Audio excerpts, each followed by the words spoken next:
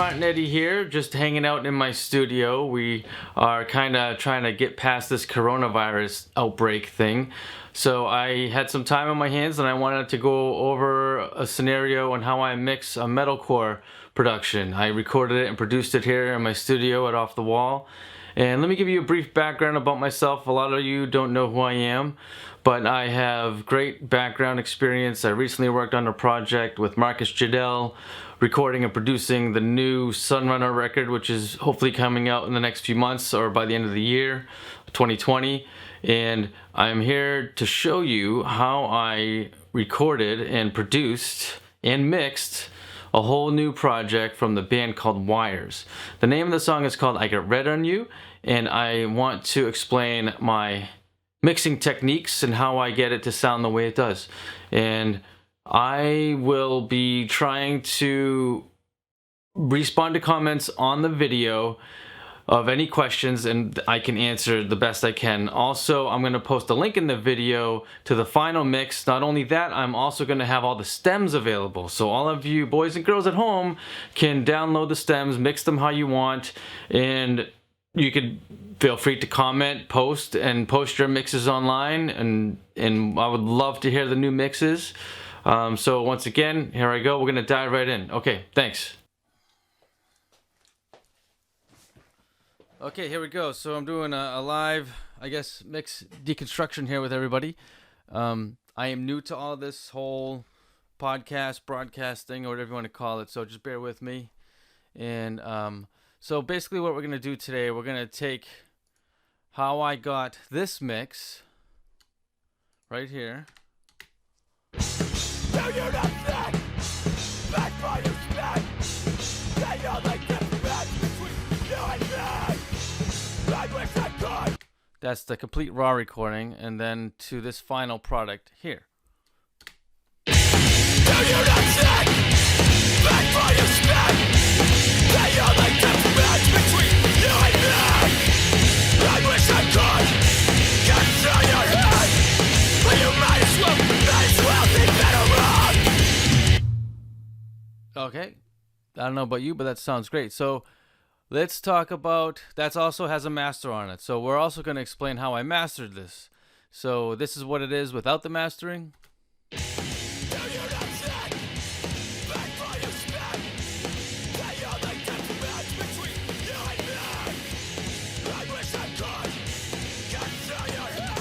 And then with the mastering.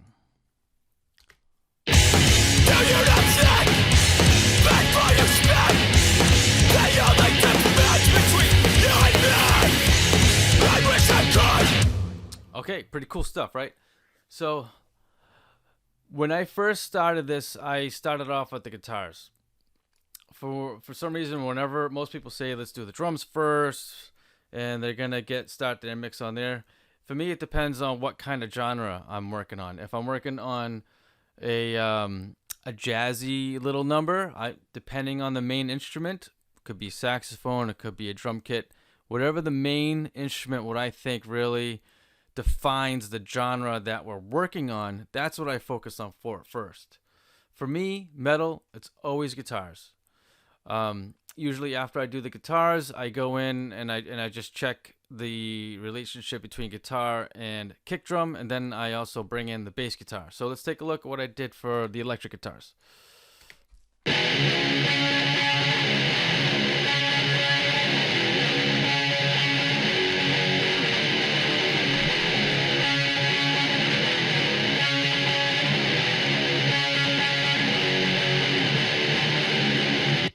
All right, now let's hear it without the effects.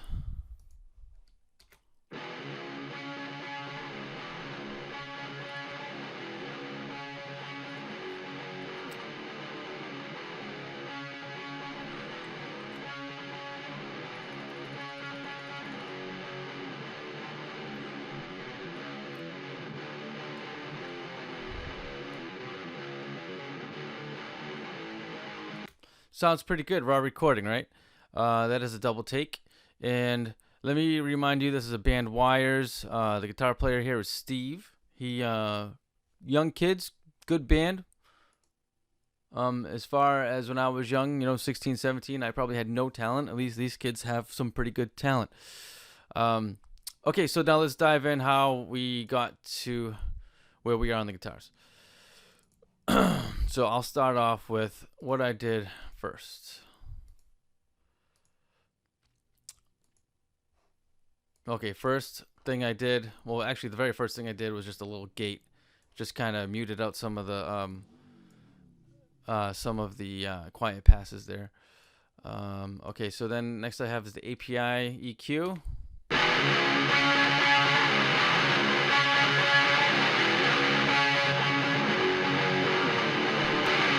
Sounds pretty good. I took out some of the boxiness around 250. I wanted a really mid-range punch. Boost 500. 1K. A little bite at the top. I added a little bit of max bass.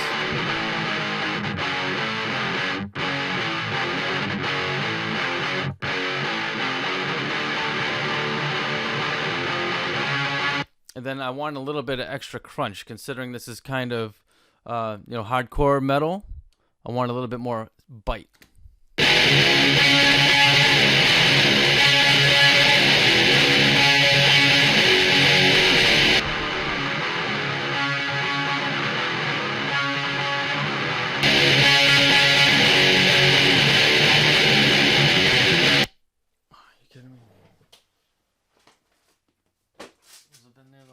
Sorry, fellas and gentlemen and ladies.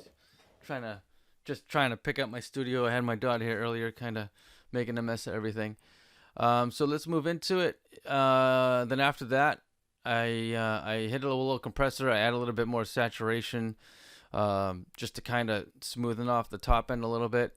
And of course, electric guitars, I like to have a lot of attack. And when you start distorting them, you lose a lot of attack. So I add a little bit more.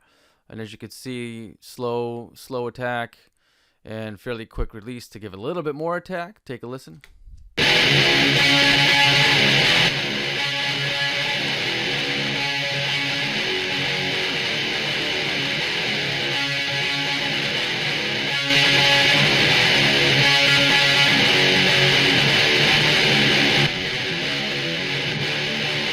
I know it quiets down in sound. I didn't match the volume. Honestly, I did this mix fairly quick. So normally if I'm doing a more detailed mix, I try to adjust my input and my output to match before and after, so I don't let the perception of something louder to sound better. So sorry that's not taking place right there for you. And then here I got the EQ. Just rolling off some of the real low boomy stuff and have a little bit of a boost right around 147, rolling off everything else. A little dip around 23, 24K or 2000K, just to give off, there was a little bit of a sizzle. Here, why don't I go through it with you?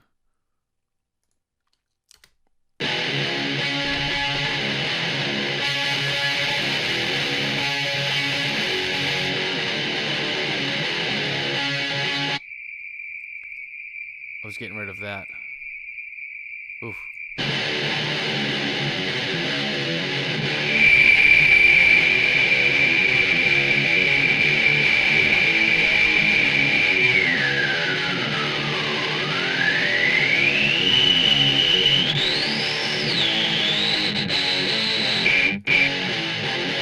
And then over here, I just kind of wanted to warm things up a little bit, so I just did a slow roll off the top end just to help a little bit more for the snare drum and the vocals to kind of poke out a little bit more.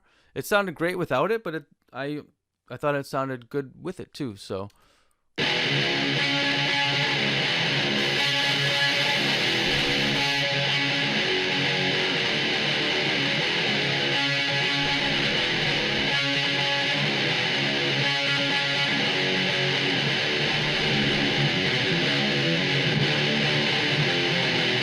Okay, so this compressor here, that's a side chain compressor. I have the kick, snare, vocals going to it to help things duck out here and there. I'll explain that once I get to those pieces. So here I have just the Steven Slate stuff, the virtual mix bus here. It just emulates certain console electronics to kind of give it a little bit more depth, a little bit more width. And here you have the SSL channel strip insert EQ part. Let's see, what am I doing here? So right around 60 hertz, I'm boosting quite a bit.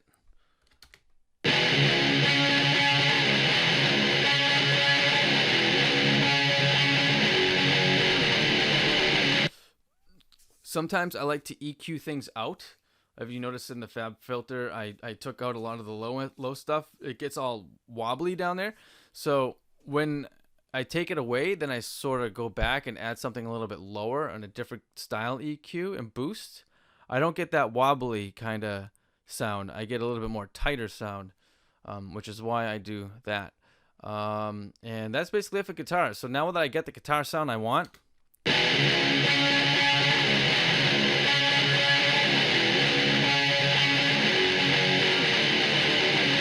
now let's go into some of the drums.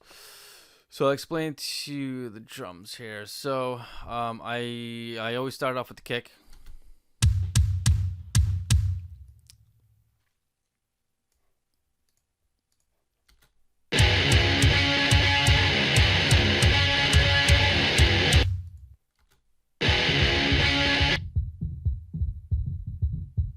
So this is my, I have a chamber I recorded.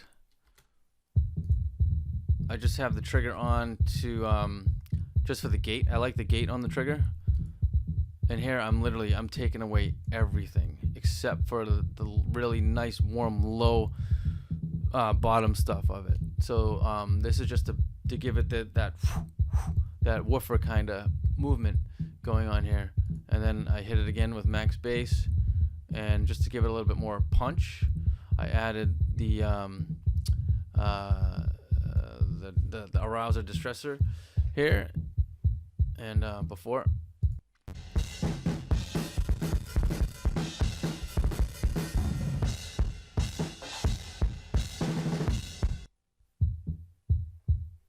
Sounds nice. It cleans it right up. All right. Add it to the kick drum.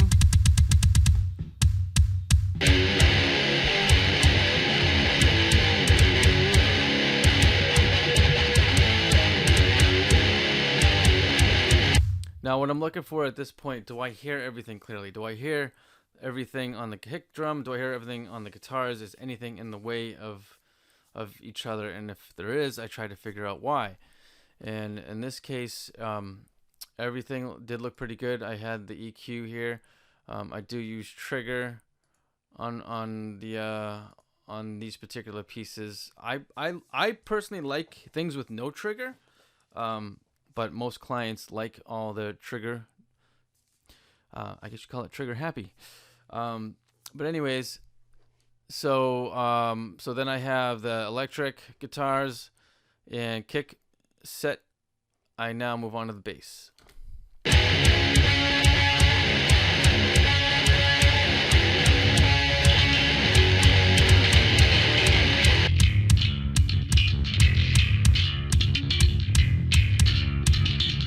So let me show you. So here's a little trick I do. So I actually copy the bass.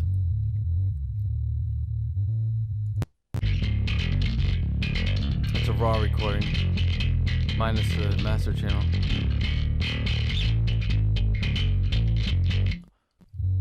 So what I do here, I do the same kind of technique I do on the kick drum. So on this piece, I take all of the, this is about 100 hertz.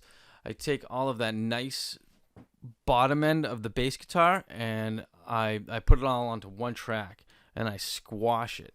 So watch this. You see the level there? Then add that in with the original track.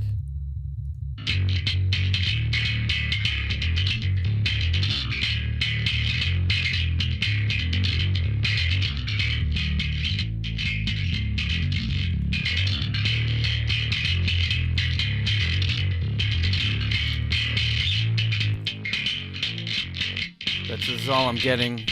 That's all I'm getting off of the high pass. So I'm letting all the high pass up to about 365k. It's taken away of all the woof, all of the honkiness, everything. I'm just getting basically almost like a guitar tone at that point, and then I take the sub frequencies and I duplicate it and I squash the sub frequencies and I let it move how I want it to groove with the whole track. So then so this is what we have, and then for the bass effects.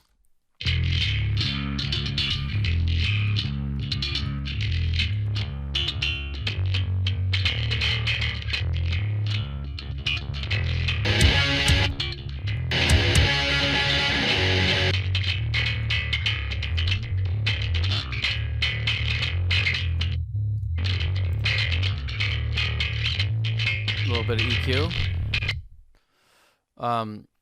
For the wave stuff, they always have a default to analog on. So if anybody is doing this, I recommend shutting it off.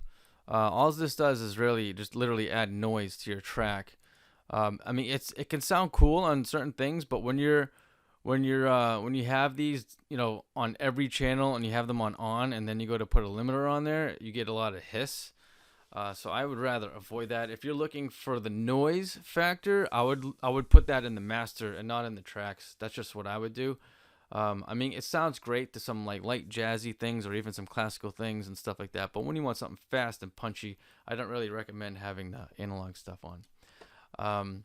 So here on the bass, again, I'm taking away some of the boxiness, some of the low mids here, and I'm really boosting the mids here because I really want that mid drive kind of grungy guitar kind of thing going on here. And then here I'm using the Effector Act. This is everybody uses Decapitator on bass, right? It sounds great. But for this, I wanted to give it a little bit more stereo because most of these styles of bands and music, they want super loud kick, super loud snare, and you don't want to fight those frequencies as much as possible. So I kind of gave it a little bit of a stereo just to make a tiny bit more room for the kick drum and the snare drum. So I added some of these filtering things going on and micro shift. It's just to give it a 50% mix. I don't even know where the mix is on this. So, and I mean, I think it has a cool little vibe to it.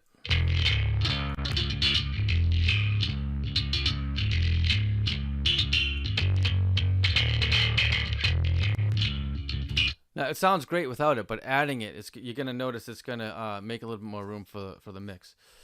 So let's move on here, and then I hit it again, a little bit more max bass.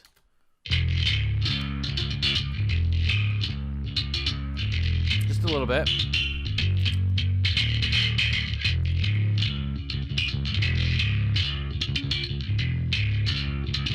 And then here again, I like using the saturation on stuff like this. It kind of just softens up that little top crunch and adds a little bit more attack and can really control the dynamics perfectly with this thing. Might be one of my favorite EQs for doing specific things. Other EQs, other compressors I use mainly for flavor. And again here, this is going to be my side chain. And what am I doing here? I'm just adding a little bit more width. That guy. All right, so now we got kick. We got drums. We got guitars. We got bass guitars. Let's take a listen to the drums.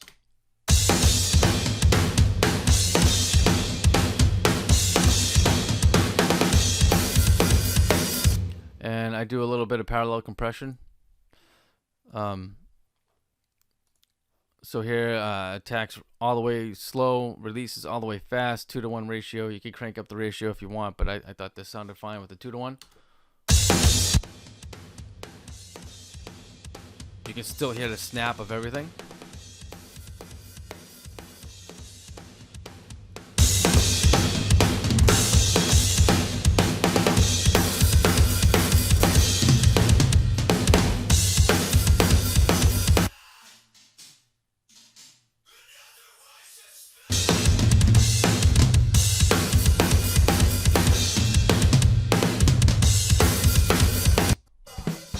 no effects.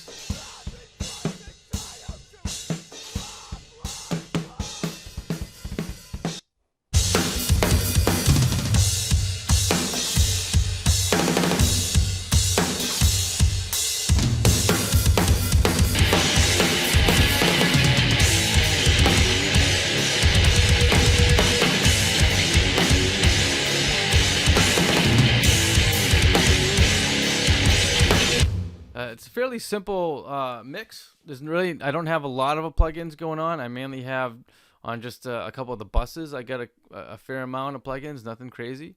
Let's dial in the vocals. Let's just solo the vocals for right now. Do you not think, before you speak, the only difference between you and me?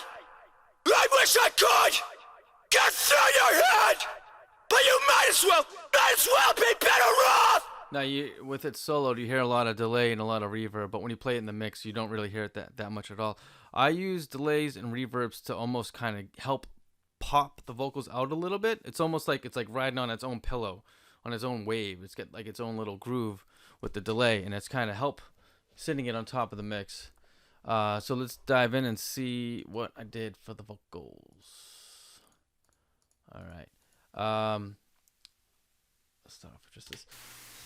Do you not think, before you speak, the only difference between you and me? So no I wish I could effects. get through your head, but you might as well be better off. That's my lexicon. I usually print while I record. Sounds great. I love the lexicons. For the EQ and the reverb, I just took it down everything past 500, and I left everything there. Around 15K. There's nothing really there. There's a little bit there. The only thing I'm really gonna boost at that point is just noise. So I'm not gonna do that. So yeah, vocals. Can't you see Raw recording right here. what culture we have created? And then effect. Can't you see we're all blind? Did I I really like kind of the crunch and the grunginess I did with all this stuff here. So it's basically just Decapitator driving it up a little bit. And then this here, Devil Lock here, it's just basically crunching things up, crushing things, making things dark, making things not dark. And with this kind of being a little dark, I just boosted the treble here. That was it. I started getting a little bit of noise. Let's see here. Oop, wrong button. Do you not think before you speak the only difference between? So I started getting some noise there because I did record it with a vintage tube LA2A, and it's tubes, so it has a little bit of noise to it. So I ended up I did end up heavily gating things out. Do you not think before you speak? Added the vintage exciter here. This I love this guy. This guy can be your best friend or worst enemy. It really just it brightens things up and almost distorts them in like a really nice way. There's a sweet spot that I always try to find. You boosting it too high or boosting it too low. You find out which one works best for you, and I just kind of roll with it. I think it sounds great on just about anything, especially anything with strings. Even violin, cello, electric guitars. It sounds great on everything. Vocals, it just gives it a different flavor. So, out of that. Do you not think Then before you speak the only difference between you and me? I wish I could get through your head, but you might as well be better off. What do you have to be? And so in the mix, I just found that having these kind of things notched out just helped it sit a little bit better. I mean, when you're soloing things, they're gonna sound good. just about everything's gonna sound great soloed. It's a matter of putting other instruments in and putting other elements in the mix. Is it then gonna sound good, or if it's not gonna sound good? So just keeping that in mind when I mix, I never really solo things. I only solo my very first thing, which was the guitars. I start off with the guitars, I solo those, I get those to sound exactly how I want them to sound. With however it's supposed to sound, that's what I go with. Then I start adding other things, and if I need to change the sound of the guitars, I'll change the sound of the guitars at that point. But mostly with my gut instinct on my initial mix on the guitars, I usually try to not change those things. I try to change the other elements to make it fit. And if it's going to ruin the vibe of the song, then yes, I go back and change the guitars. So what's next here? Vocals. And again here, the arouser, distressor. Do you not think? Before you speak, the only difference between you and me, I wish I could get through your head. Now, when I first started mixing, I wasn't very good at using a compressor, but now I feel very confident in, achieving any kind of, tonal shape, I guess, for having a compressor. I used to just like fast attack on everything, slow release on everything. It was just there and it wouldn't move, and I'd be like, cool, that's there, and I put this there and this there, and next thing you know, I get everything where it's supposed to be. But then there's no life. Nothing's moving. Nothing's changing. It's all just, one volume's kind of boring. So now it's an art, I guess, trying to find the perfect settings to make things work together. Like how much tack you're gonna have it in there, how long is it gonna stay there, when's it gonna pull back, it's kind of motion. When I listen to mixes, I listen to how are the things popping out of the speakers. Are they popping out of the speakers in my face, in my head? Are they wrapped around my head? How is that all working? And that's usually done with compression, because the compressor is gonna allow it to come out, stay there, go back, move. So getting the settings perfect on the vocal is crucial. And I'm gonna say any mix, unless if the vocals just completely mean nothing, then fine. So then after that, I added a little bit of delay. I love the guitar stuff, or the GTR stuff from Waves. Putting this on vocals, I think sounds awesome. I love the delays. I love the reverb. They're kind of cheesy, but I think they sound great in a mix. Let's take a look at this. Do you not think? Before you speak, the only difference between you and me, Let me shut off. I wish I could get through your head. But you might as well be better off. What do you have to be? Another waste of space. It's got a great ping pong. Why can't we see? A little reverb. We are the problem. Everyone's entitled to blah, blah, blah. All right. So that's basically the vocal mix. Let's hear the whole vocal mix now. So this compressor is just a sidechain again. And is it a sidechain? Oh no, this is not a sidechain. I'm sorry. Do you not think? I'm just compressing about 1 to 2 dB max. Just some fast peaks. I noticed some peaks were just kind of poking out a little bit too much, and these just kind of took the peaks down just a tiny bit. And then the virtual mix rack, I usually put this guy on every mix bus. It just gives us a better depth and better width. So vocals. Do you not think? Before you speak, the only difference between Raw. you and me, I wish I could Mixed. get through your head. Great. Okay, let's see. Hopefully I'm covering. So I got some group vocals here. Do you not think? Before you speak.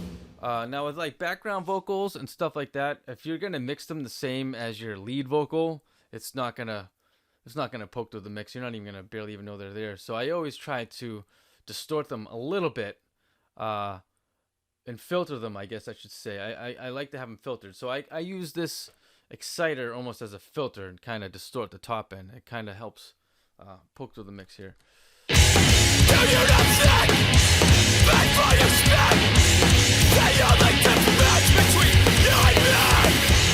I wish I could get through your head, but you might as well be better off. What do you want? Can't you see?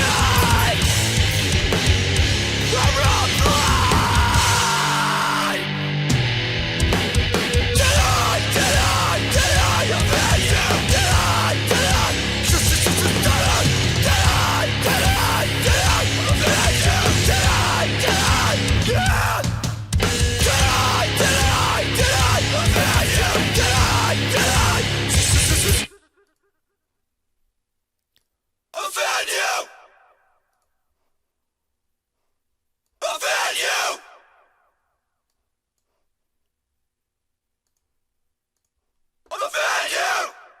So that's out without the exciter?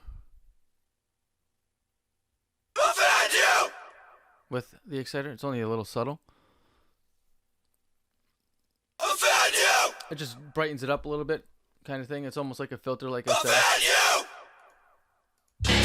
Alright, so, I mean, we got the basics of the mix kind of done. So let me explain to you what I did over here. So, so I have my drums, my parallel drum, my electric guitar, bass guitar, vocals, my drum reverb.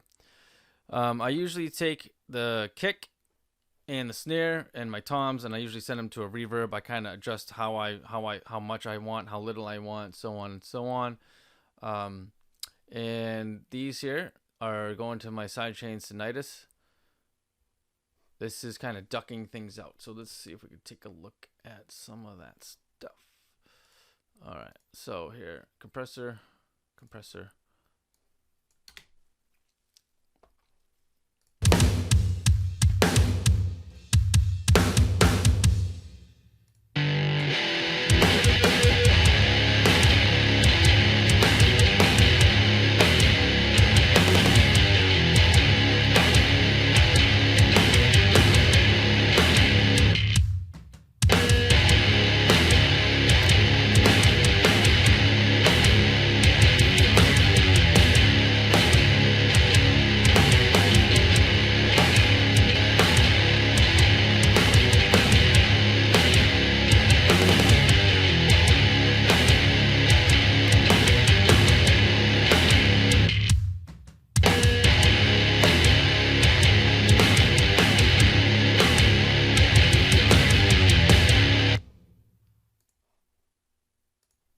Right, note to self, take that out of the recording.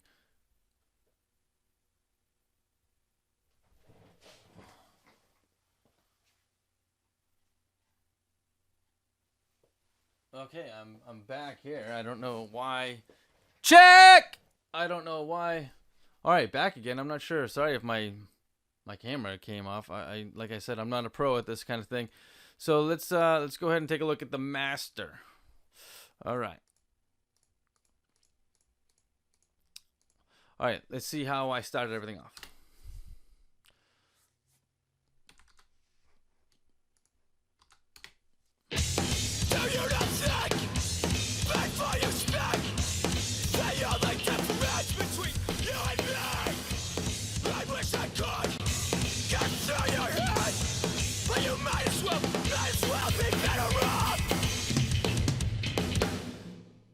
So I really like the slate stuff. This tape machine sounds great, but people hit it a little too hard. I think hitting this thing very subtle does a lot.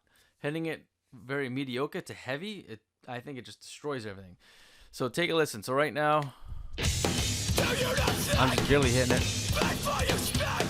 off.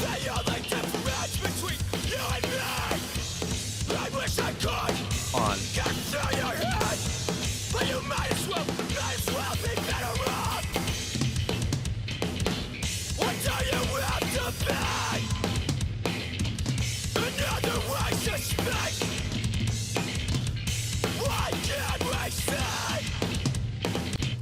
if you notice, a lot of the punchiness that we were working on in the whole mix, it takes away a lot of that punch, right? Because that's what tape machines do. They kind of soften things up a little bit.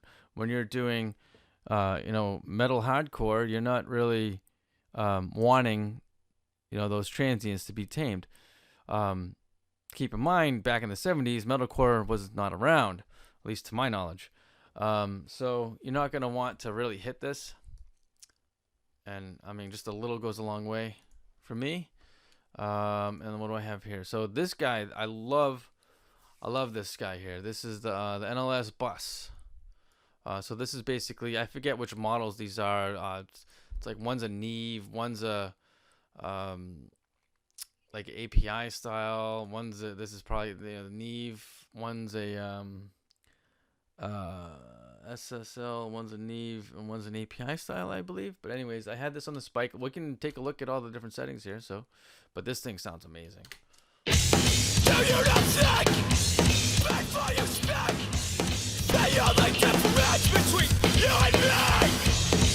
This one gets a lot of bottom end.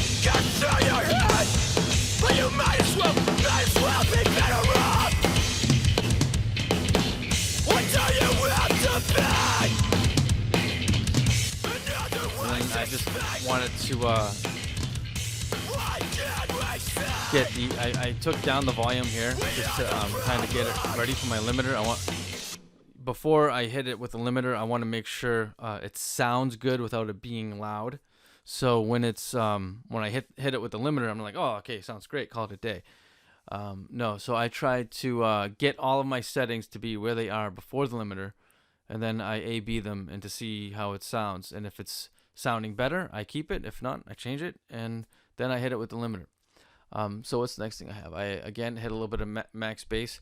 Now, if you listen to my mix next to some other major releases, I feel like my mix is louder than most of them, but in reality, it's actually not. The RMS and the peak is actually lower.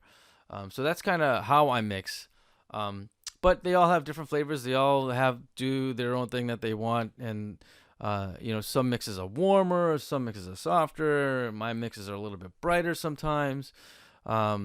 So it's all how we perceive the volume, and the way I mixed it was to kind of get a louder sound without it actually being louder. That was kind of my goal with this. So max bass.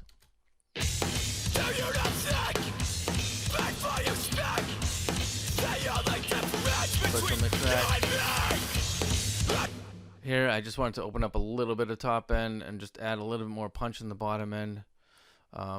I drove it. I put the drive up pretty high.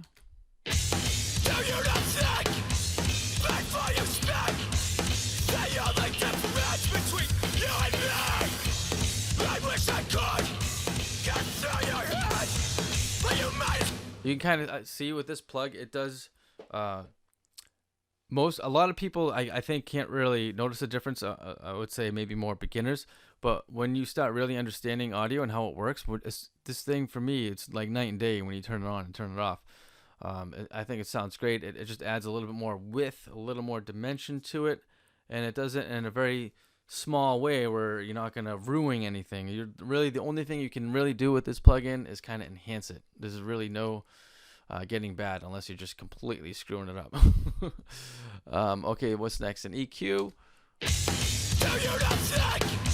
Some subtle changes. Not much. Okay, now let's listen to how the master sounds before the limiter.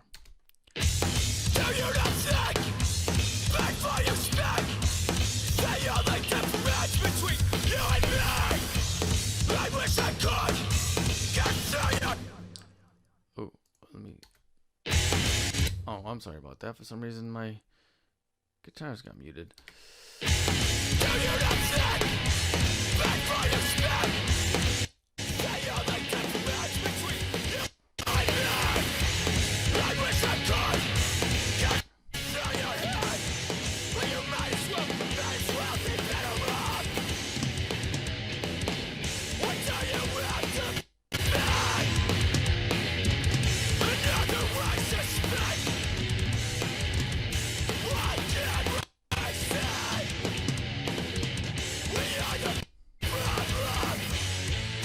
Oh yeah. So that's basically the master before it hits the limiter. Why is this thing? Movie recording has stopped automatically. Well, why? It's not recording. Card full. Okay, well the card's full because it's a piece of shit. Alright, sorry about that. Just having some technical difficulties, and like I said, I'm doing this live and I'm not editing anything. So here it is with the... So this is with all of my master settings minus the limiter.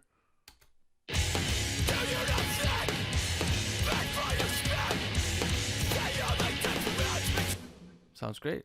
And then without it.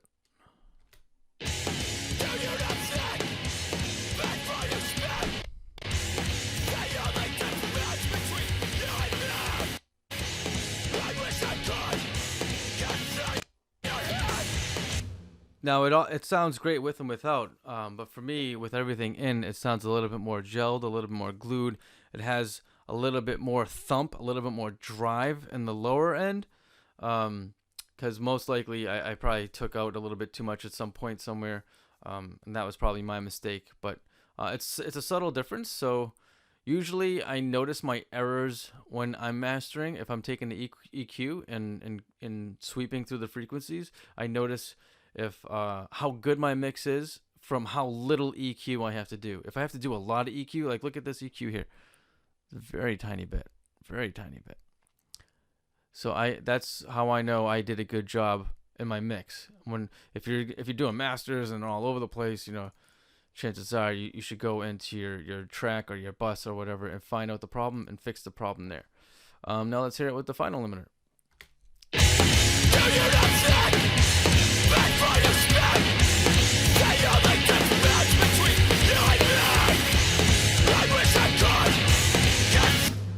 And it's just popping in once in a while and pushing it down. It's if you have like a commercial release, most of the time you're gonna see it like this.